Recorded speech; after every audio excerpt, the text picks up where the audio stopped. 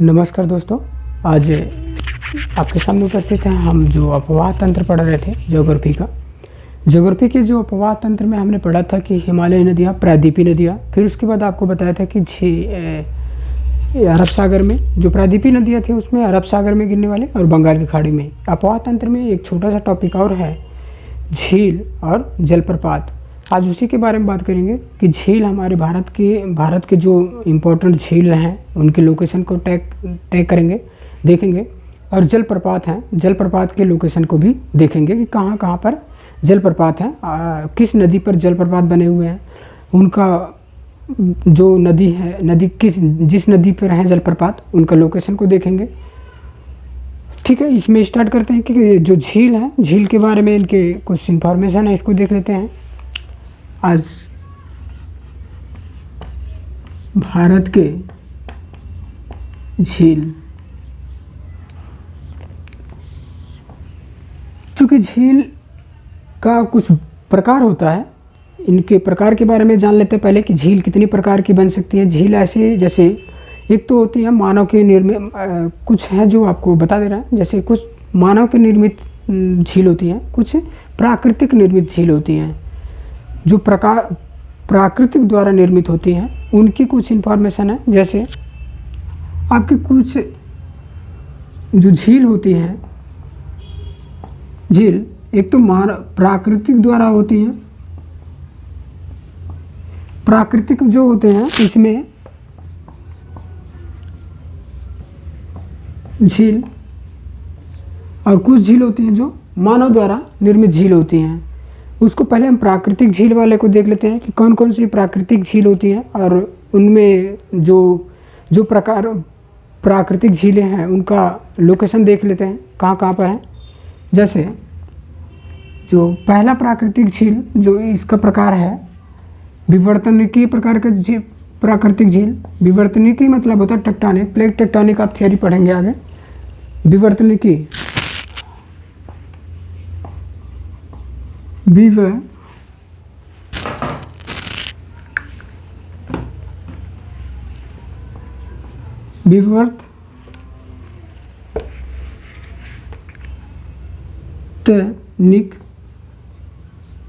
विवर्तनिकी झीलें,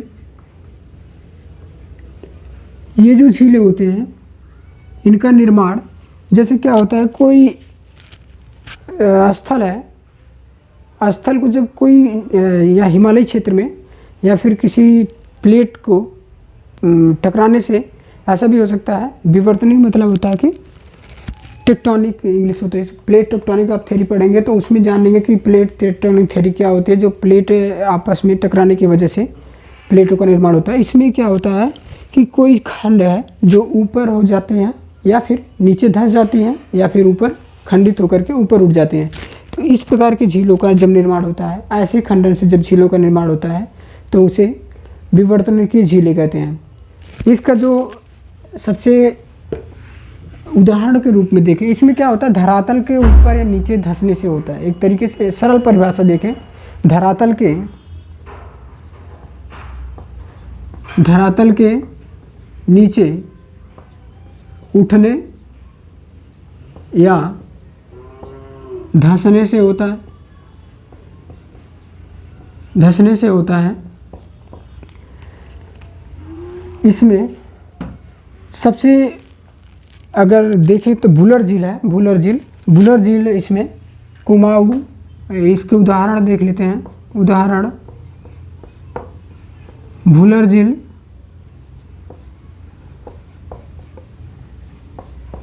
कुमाऊं झील,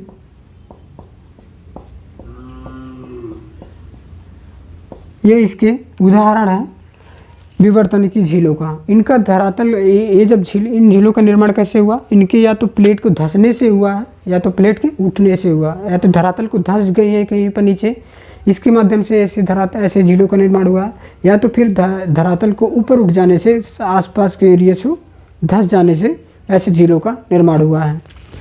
इसके बाद आपका लैगून प्रकार की झील है।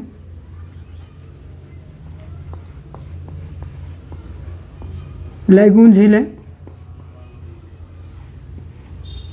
आप देखे होंगे कि कहीं पर ऐसे होते हैं जब जल समूह, जब कोई जल समूह होता है तो उसमें कुछ भाग होता है जो अलग कर देता है जल से, अपने को जल से अलग कर देता है। तो ऐसे प्रकार की झीलें का निर्माण होता है। अर्थात ये कह सकते हैं कि जब हम कोई जल है, जल का बहाव है, और वो जल का बहाव किसी खंड से अलग होकर के अलग पार्ट बन गया उसका, तो वो झील का निर्माण हो गया। इसमें समुद्री तटों पे ज़्यादा इस प्रकार की झीलों का निर्माण होता है। जैसे आप इसमें कह सकते हैं कि चिल्का झील, पुलिकट झील।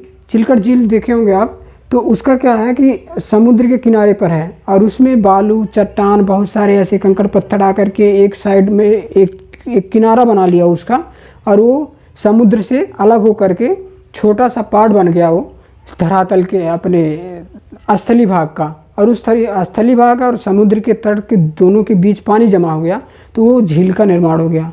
ऐसे में इसमें जल का कुछ भाग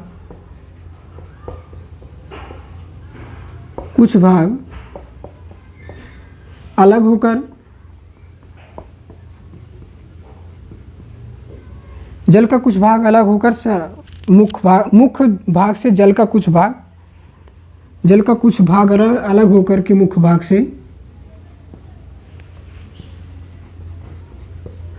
से निर्माण होता है इसका।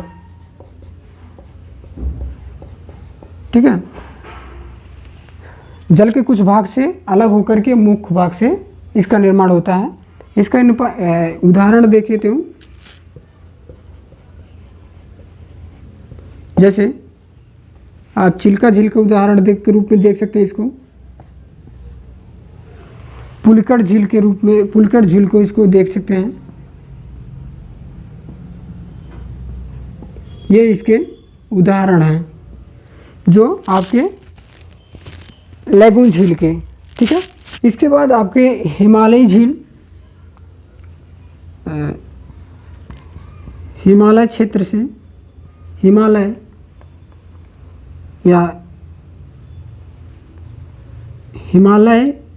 या हिमानीय झील।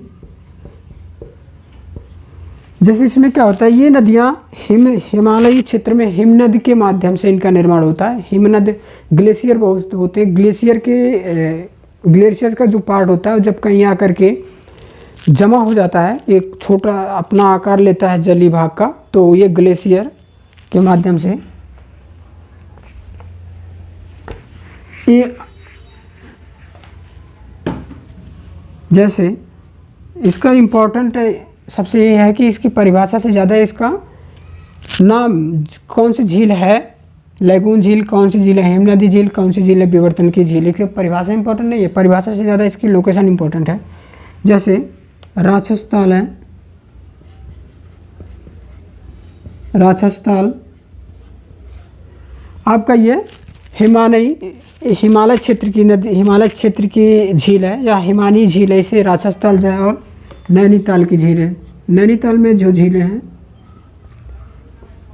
वो आपके हिमालयी क्षेत्र के या हिमालयी क्षेत्र की जो झीलें हैं वो आपकी होंगी इसमें। इसके बाद आपका वायु द्वारा निर्मित झीलें,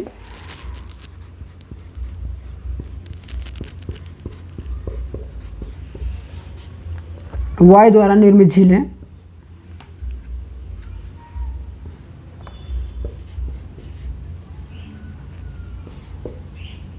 ये झीलें ज़्यादातर राजस्थानी इलाका या फिर जहाँ पर वायु का तेज़ी से बहाव हो, और दूसरा वायु के साथ साथ बलुई मिट्टी हो। बलुई मिट्टी, क्योंकि वायु बहाव होने से सिर्फ नहीं होगा, वहाँ पे उसमें बलुई मिट्टी होनी चाहिए। बलुई मिट्टी को जब वायु बलुई मिट्टी को बहा करके ले जाएगी कहीं ऐसे बड़े भाग में, वहाँ पर एकत्रित कर देगी और वो एक ऐसे आकार का रूप धारण कर, ऐसा आकार कर लेगी कि उसमें पानी जमा होकर के, पानी जमा होने पर वो एक झील का आकार ले ले। तो ऐसी जगह पे ये वायु द्वारा निर्मित झील का निर्माण होगा। ऐसे झीलों का ज़्यादातर विस्तार राजस्थान के इलाकों में है। जैसे सांभर, अब इसमें सांभर झील आता है, सांभर झील, डिडवाना झील, डिडवाना, ये इसके उदाहरण के रूप में इसमें एक और है पंचभद्रा, ये इसके उदाहरण है तो और, लेकिन ये इसके उदाहरण है। ऐसे आप देख सकते हैं, इसके उदाहरण बहुत ज़्यादा हैं, आप इसको नेट से भी पढ़ सकते हैं। सांभर झील, डिडवाना झील, पंचभद्रा झील, ठीक है। इसके बाद आपका जो डेल्टाई प्रदेश है, डेल्टाई प्रदेश में जो नदियाँ होती हैं, नदियों के बहाव जब अपने साथ बहुत सारे अवसाद लेकर के जाती हैं, अवसाद ले जा कर के कहीं अपने मुहाने पर एकत्रित कर देती हैं, तो वो एकत्रित होकर के एक आकार ले लेता है। वो आकार जब लेता है, झील के आकार के लिए हो जाता है, तो वो एक झील का निर्माण हो जाता है डेल्टाई प्रदेशों में। जैसे अब इसका उदाहरण मैं बता रहा हूँ आपको, जो डेल्टाई झील,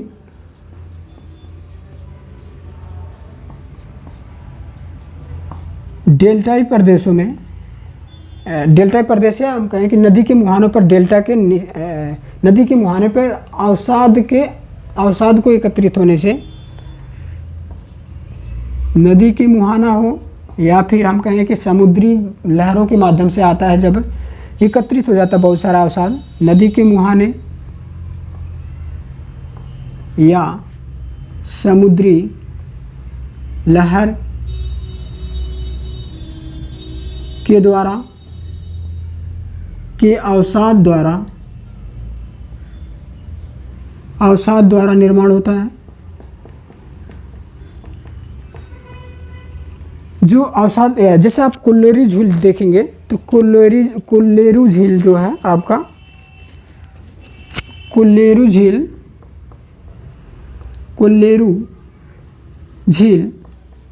आपका इसका उदाहरण के रूप में आप देख सकते हैं, डेल्टाई झील है। फिर इसके बाद आपका डेल्टा प्रदेशों में ऐसे झीलों का निर्माण होता है। आप ये सुने होंगे कि ज्वालामुखी गिरता है कहीं पर, ज्वालामुखी की जब उत्पत्ति होती है, अर्थात ज्वालामुखी उद्गम होता है, तो उसमें क्रेटर होता है। क्रेटर के जो क्रेटर होता है, वहाँ पर बहुत से अगर पानी जमा हो जाता है तो वो झील का आकार ले लेता है। जैसे ज्वालामुखी प्रकार की झील, ज्वालामुखी प्रकार की झील,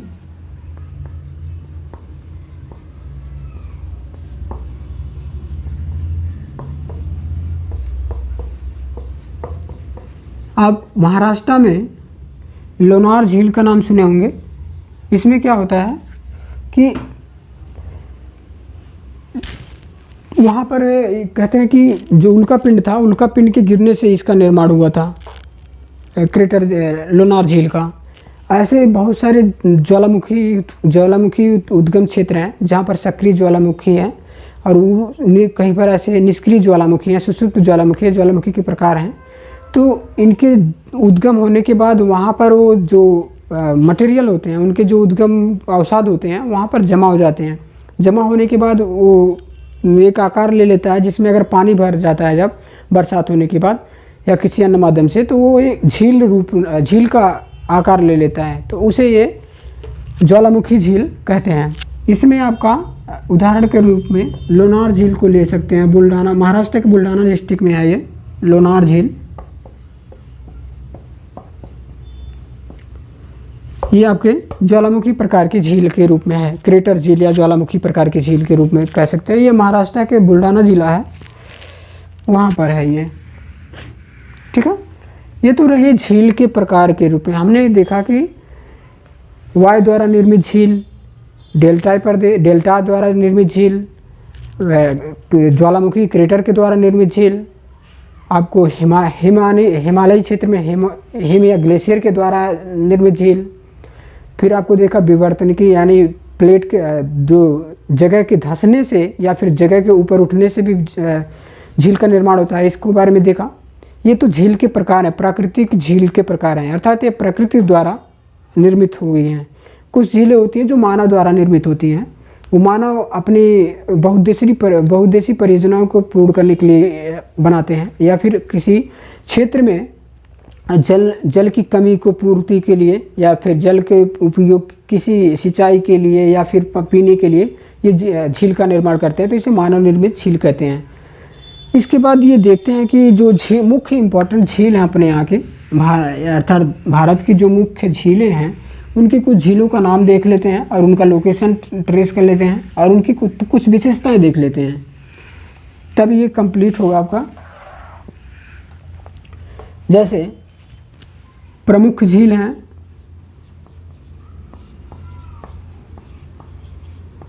आपने लोकटक झील का नाम सुना होगा। लोकटक झील, ये झील उत्तरी पूर्वी भारत की सबसे बड़ी झील है। उत्तर पूर्वी भारत की सबसे बड़ी झील है,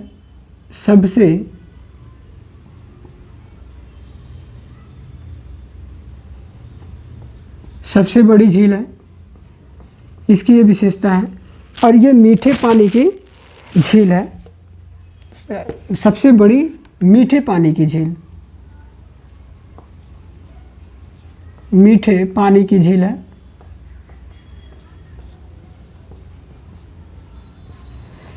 इसकी विशेषता में एक और है कि ये जो झील है, ये तैरते हुए एक फुमडिस नामक एक इस पे फुमडिस है, उसे एक तैरता हुआ एक द्वीप है, उसका नाम जब फुमडिस है, इसी झील पे ही है वो, जो फुमडिस द्वीप तैरता हुआ द्वीप है, इस पे लोकटक झील पे ही। और ये विश्व में एकमात्र तैरता हुआ झील, इसी झील पे विश्व में एकमात्र तैरता हुआ द्वीप, इसी झील पे निर्माण है इसका। लामजाओ नाम करके है इसका,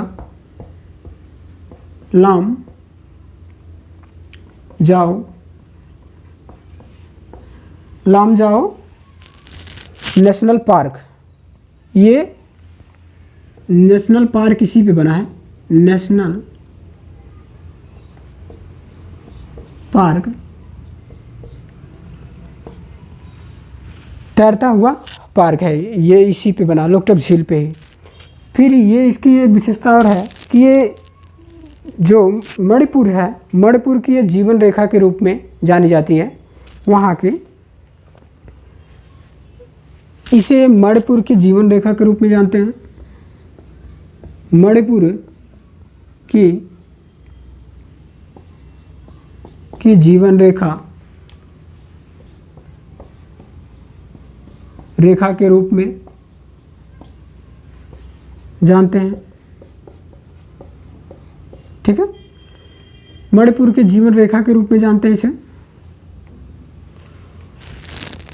इसी पे ये जो झील है, ये रामसर कन्वेंशन आप नाम सुना होगा, तो ये रामसर आर्द्रभूमि कन्वेंशन में शामिल है। ये रामसर कन्वेंशन में शामिल है, रामसर आर्द्रभूमि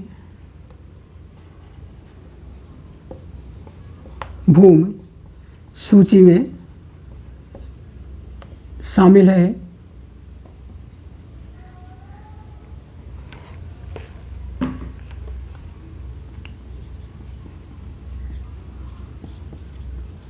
ठीक है, इसके बाद ये लोकटक जो जल विद्युत परियोजना है, इसी लोकटक झील पे बना हुआ है। इसकी वजह से, लोकटक जल विद्युत परियोजना की वजह से इसकी हानि भी बहुत ज़्यादा, इस पे नकारात्मक प्रभाव भी बहुत ज़्यादा पड़ा हुआ है।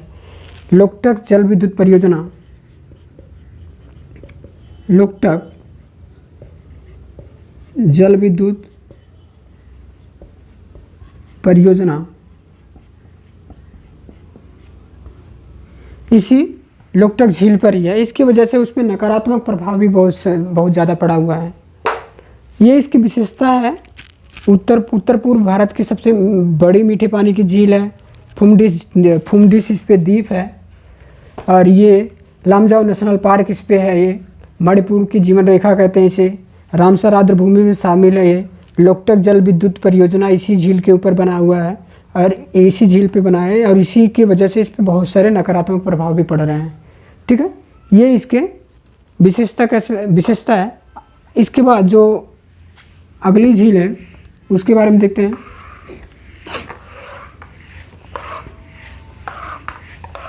जो इम्पोर्टेंट झील है उसी के बारे में देखेंगे, ज़्यादा नहीं, क्योंकि बहुत सारी झील, इतनी सारी झील है, इतनी सारी झील को कंप्लीट करना मुमकिन नहीं है। पुलिकट झील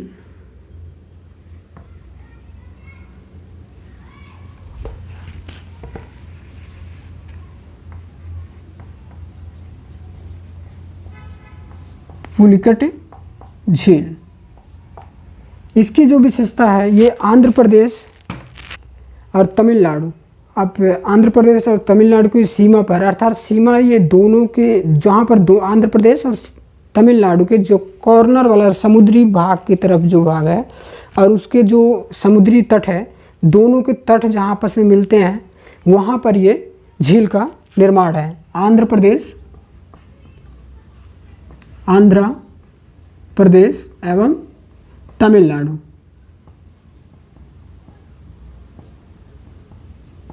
में है। और इसकी विशेषता ये होती है कि ये लैगून झील है। लैगून का मतलब ये होता है, आपको बताया था कि लैगून निर्मित होता है। ये जो वहाँ के लैगून है, वहाँ इसको इस समुद्री भाग से अपने आप को अलग कर लिए हैं ये क्षेत्र, अर्थात समुद्र से अपने जो समुद्र है, समुद्र लैगून के माध्यम से इसे अलग कर दिए हैं। श्रीहरिकोटा आपने नाम सुना होगा। श्रीहरिकोटा द्वीप बंगाल की खाड़ी से इसे अलग करता है। श्रीहरिकोटा द्वीप बंगाल की खाड़ी से अलग करता है, खाड़ी से अलग करता है।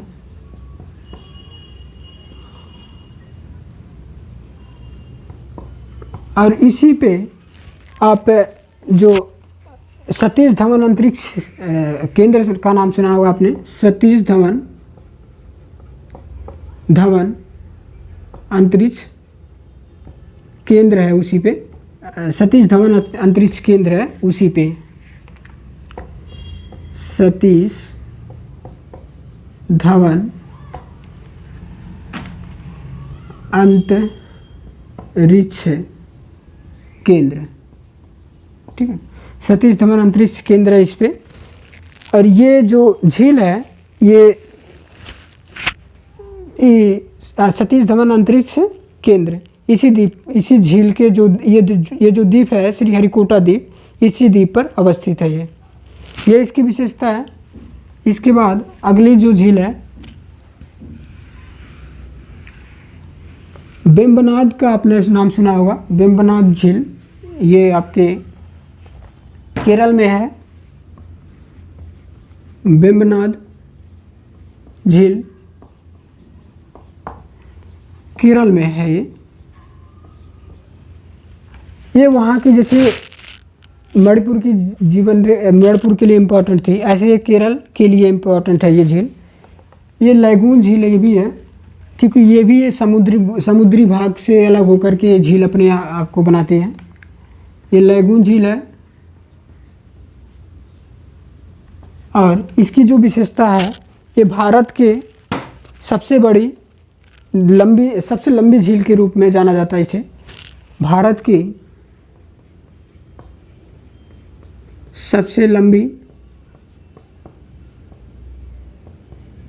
झील है ये, ठीक है, भारत की सबसे लंबी झील है ये। और इस पे नौका प्रतियोगिता होता है। वहाँ की लोकल भाषा जो हमें कहें कि जो केरल में एक प्रतियोगिता होती है, नौका प्रतियोगिता, नौका प्रतियोगिता, ये इसी झील पे होती है। नौका प्रतियोगिता ट्रॉफी एक होती है, इसी झील पे होती है। और उसका जो लोकल नाम है, इसको लोकल नाम है जैसे पलामावली लोका, इसको स्थानीय भाषा में इसे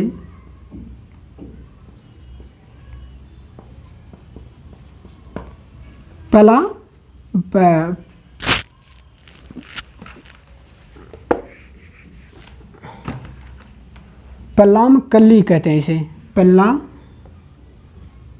पल्लाम कल्ली इसकी लोकल भाषा में नाम है। ठीक है, इतना टफ नाम है, ये कहना भी मुश्किल पड़ रहा है। पल्लाम कल्ली इसका लोकल भाषा में इसके नाम है। इसके बाद आपका अगली झील है चिल्का का नाम आपने सुना होगा, चिल्का झील। ये उत्तरी सरकार का नाम आपने सुना होगा, उड़ीसा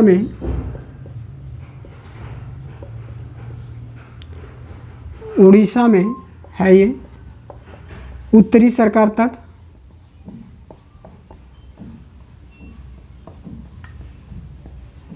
ठीक है, उत्तरी सरकार तट का मतलब है कि उसका एक जैसे पूरा जो बंगाल की खाड़ी वाला भाग है उत्तरी सरकार, और उसके कुछ जो तट है उसको डिवाइड कर दिया गया छोटे छोटे भाग में, उसमें एक उत्तरी सरकार है, उसी में ये अवस्थित है। यह भारत की सबसे बड़ी लैगून झील है, इसे कहते हैं। यह भारत की सबसे बड़ी लैगून झील है।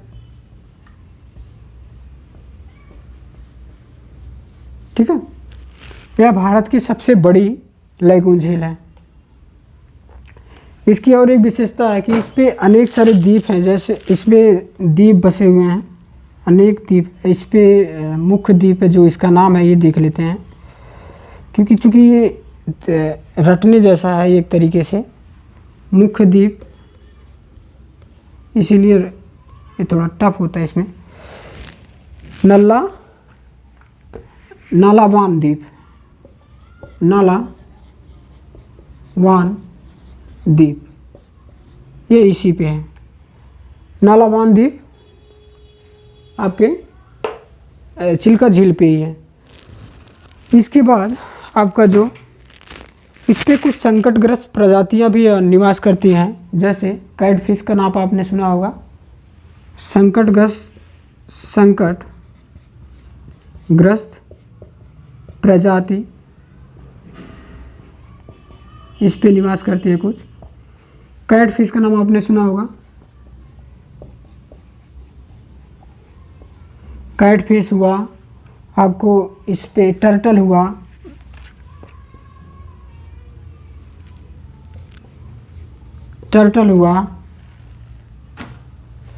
इरावदी हुआ, ये यहाँ की संकटग्रस्त प्रजातियाँ हैं। ठीक है, इसके बाद आपके जो इसके जो झील बताए ये मुख्य झील थे। इसकी अब जो राज्य हैं, राज्य को लेकर के और जो झील हैं उनको देख लेते हैं, क्योंकि इनकी इतनी सारी विशेषता नहीं है, तो इसलिए हम राज्य को एक तरफ लिखते हैं और एक तरफ झील का नाम लिखते हैं। ऐसे जल्दी कंप्लीट होगा, नहीं तो ऐसे बताते रहेंगे तो बहुत ज़्यादा टाइम टेकिंग होगा।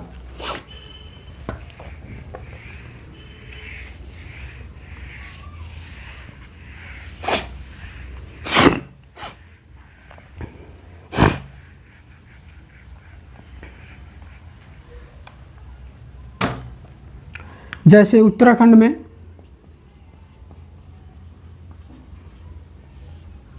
नैनीताल झील,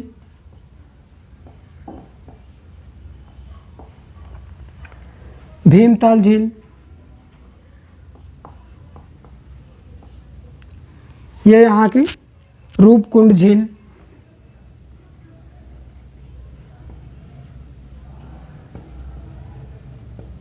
ठीक है।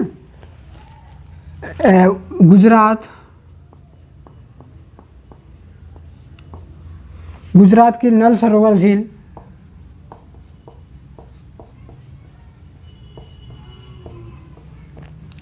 नारायण सरोवर,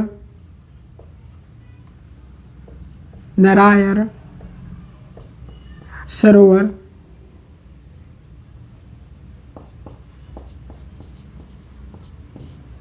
झील, नल सरोवर झील, नारायण सरोवर झील, ये यहाँ की झील हैं। फिर हरियाणा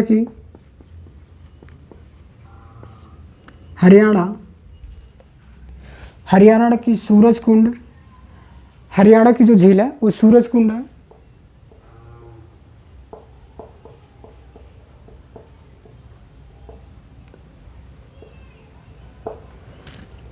इसके बाद आपका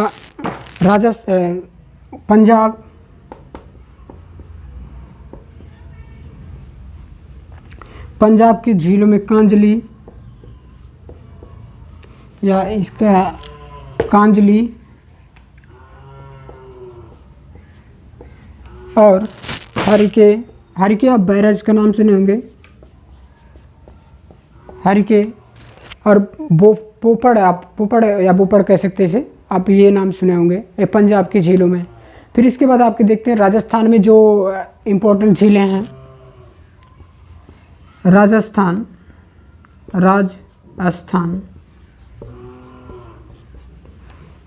में आपका पिछोला हुआ, सांभर हुआ,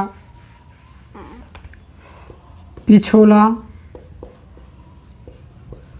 सांभर, पंचभद्रा,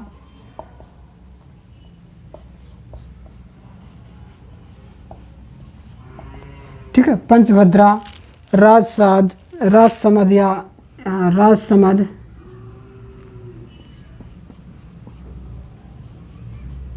इसको ऊपर लिखते हैं राजसमंद,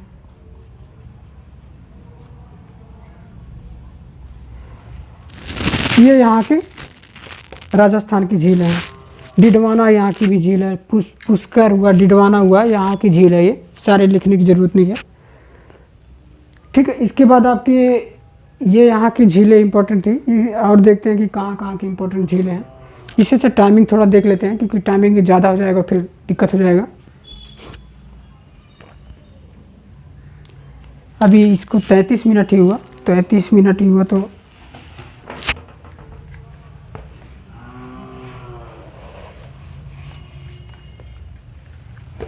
अभी 20 मिनट और टाइमिंग है, 20 नहीं 10 मिनट और टाइमिंग है। झील देख लेते हैं, फिर जलप्रपात कल देख लेंगे कि कहाँ कहाँ पर कौन कौन से जलप्रपात हैं।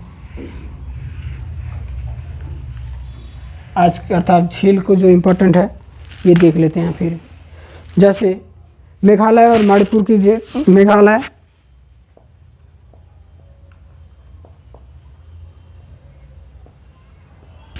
मेघालय में आपके उमियम या फिर हम कहें उमियम झील है, ये यहाँ के लिए इम्पोर्टेंट है, मेघालय की जो झील है, ठीक है। इसके बाद आपके लोकटक देखा था, लोकटक जो था आपका मणिपुर का था। अब इसके बाद बस कहाँ से रहा है, तो उत्तर प्रदेश में आप देखेंगे, उत्तर प्रदेश की भी कुछ झीलें हैं, या फिर आप कहें कि उत्तर प्रदेश में उतनी झीलें नहीं हैं, लेकिन फिर भी जो संत कबीर नगर में भी झील है, उसका नाम है, जो वहाँ भी उसको रामसर क्या नाम है, आर्द्रभूमि में शामिल भी किया गया था, उसका नाम याद नहीं आ रहा है, ठीक है, आएगा तो बता देंगे। लेकिन इतना झीलों को यहीं पर कंप्लीट करते हैं। इसके बाद जो और सारी झीलें हैं वो आप नेट से पढ़ सकते हैं, और या आप कहेंगे तो इसको PDF में भी उपलब्ध करा दिया जाएगा, क्योंकि इतना झीलों का नाम याद रखना उतना संभव नहीं है। फिर भी इतना तो अब अगर कहेंगे तो आप पेपर से लेकर के जितना झील है उतना आपको बोल देंगे, दनादन आप लिख लेना। लेकिन अगर ऐसे देखें याद करने के बेसिस पे, तो कम से कम 10, 20, 50 झील याद कर सकते हो आप। और चलो ठीक है, जो अब इसमें 2-4 झील और देख लेते हैं, इसका क्या कौन कौन को था। तो जैसे कि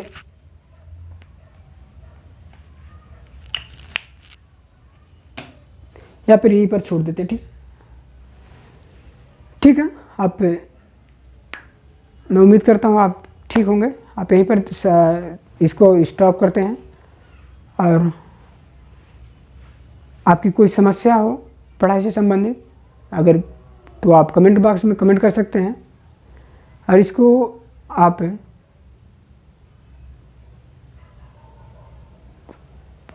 मेरे संस्थान से जुड़ सकते हैं। ठीक है, नमस्कार।